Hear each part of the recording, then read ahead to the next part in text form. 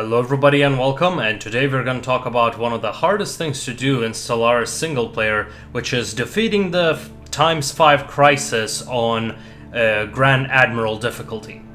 And I'm going to be giving you instructions on how you could beat it. This is not exactly a walkthrough because just like with every Stellaris game, every game is a little unique. But in general, the first things you want to do as you start is colonize early, because in this game, population is everything. What you do, you grow your population as fast as possible, you grow your economy as fast as possible, and then you go aggressive.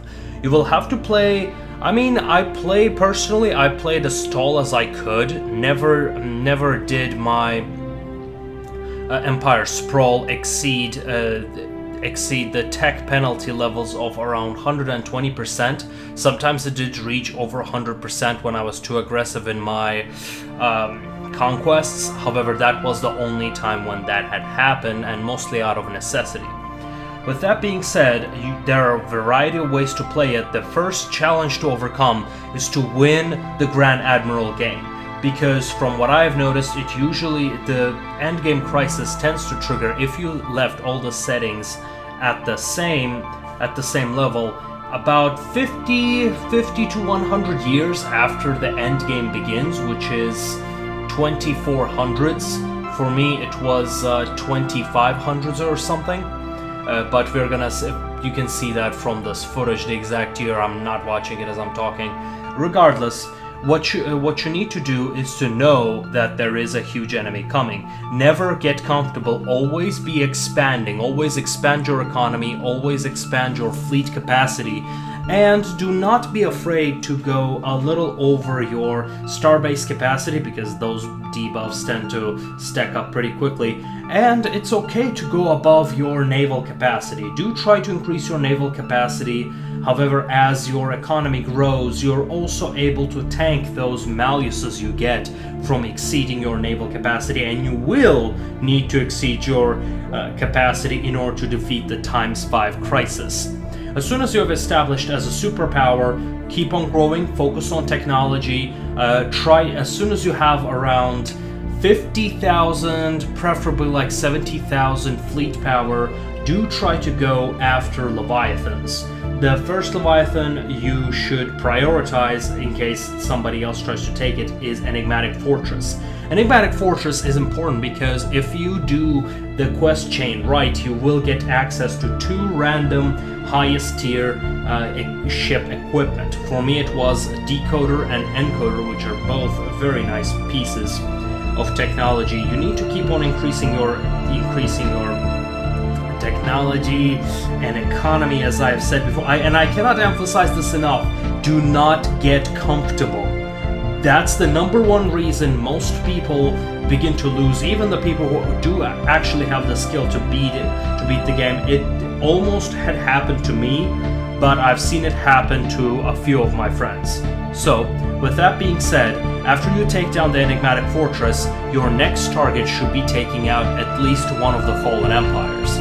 What you should do not try to ignore the custodians, because when the endgame crisis arrives, they may go berserk, but there's a 75% chance that they will join you instead in fighting the endgame crisis. So try to focus on, if you're playing, let's say, slavers, xenophobes, like I did, you might want to first take down the spiritualists, because they will have psionics enabled, and if you're going biological ascension like I did, they make great pops for research and everything else. So give them residence. Everything else you can nerf staple them and turn them into your slaves. Yes, you will be committing a lot of war crimes, yes, you will be committing a lot of atrocities, but you can't make an omelet without breaking a few million eggs. In this case, a galaxy-sized omelet, it's gonna cost a few trillion eggs. With that being said, the kind of endgame crisis you are going to get, in my opinion, has not mattered so much. I have so far defeated the Unbidden and the Contingency at ×5 difficulty, and it does matter what kind of strategy you're going to use and how much time you can give them for their expansion. Contingency, I've noticed, was a lot harder to contain because it spawns at 4 different locations and you can't have a climactic fight for once and for all, which you do, but you can't do it at all at once. However, the Contingency's expansion is relatively slow, so even if you do lose all of your fleets like I did, you can still recover. Your planets close to them are probably forfeit, however you can still occupy them. Also, do not waste your time with defensive stations. Simply don't, because they will have over 500,000 fleet power.